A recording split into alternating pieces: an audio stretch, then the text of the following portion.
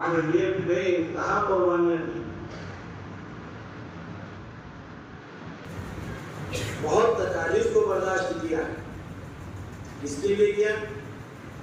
ہمارے لیے کیا، امت کے لیے. اور یہ امت ایسی ہے کہ آپ کی تاریخ سے بھی نہ واقف. یہ بہت بڑا المیہ ہے ہمارا. آپ کے والد کا نام کیا ہے، آپ کی والدہ کا نام کیا ہے، یہ بچے بتا سکتے ہیں ہمارے. بڑے تھوڑے سوچیں، پھر بھی ہو سکتا ہے والد والدہ کا نام بتائیں. آپ کا خاندان کون سا ہے، آپ کی مکی زندگی کیسے گزری، آپ کی مدنی زندگی کیسے گزری. مدنی زندگی میں آپ نے حالات کا کیسے مقابلہ کیا. کم تعداد میں تھے صحابہ کرام، کم تعداد میں تھے، کوئی سرمایہ نہیں تھا ان کے پاس، کوئی مال و اسباب نہیں تھے ان کے پاس. لیکن کوئی تکلیف آتی، کوئی مصیبت آتی ان پر، کوئی پریشانی آتی تو بہت خوش مزاجی کے ساتھ، خوش دلی کے ساتھ ان تمام چیزوں کو وہ برداشت کر لیتے.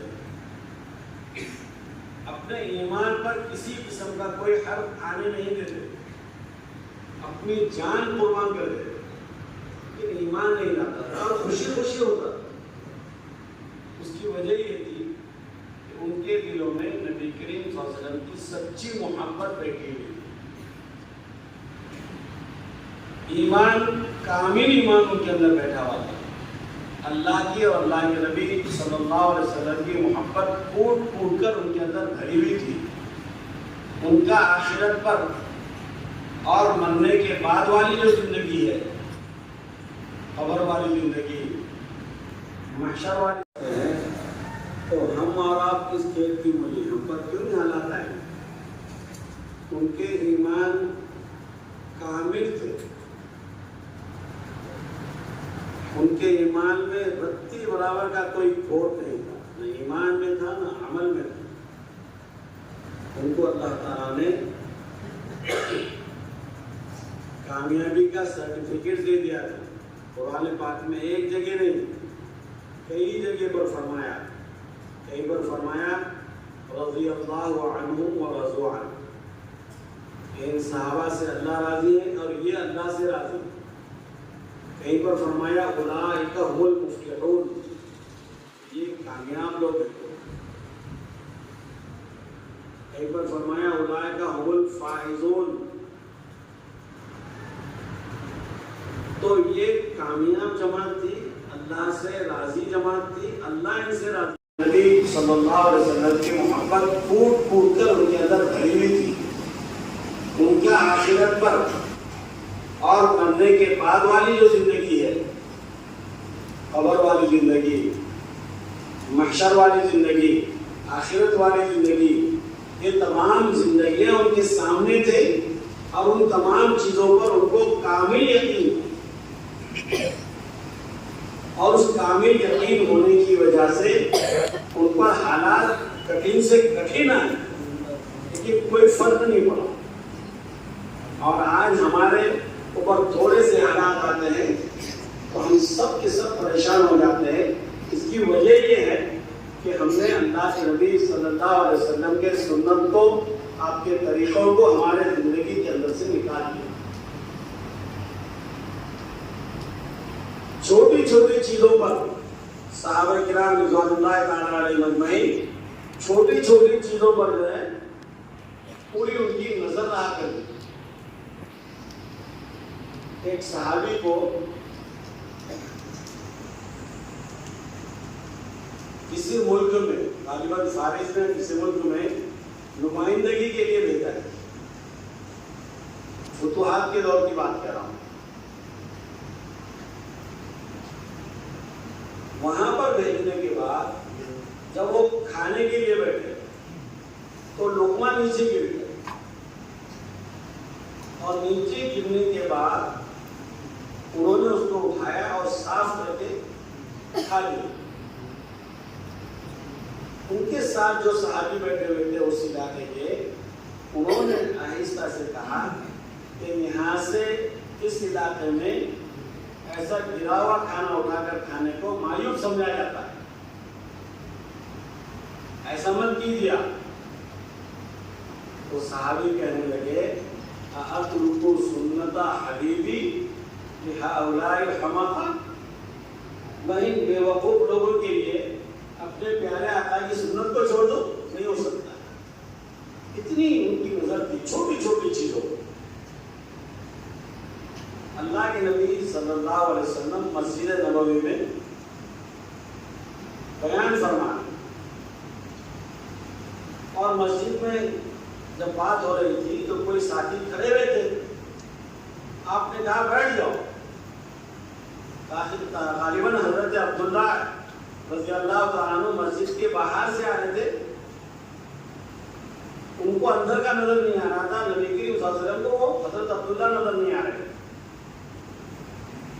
تو حضرت عبداللہ رضی اللہ تعالیٰ عنہ کے کانوں میں آواز پڑی، کیا پڑی؟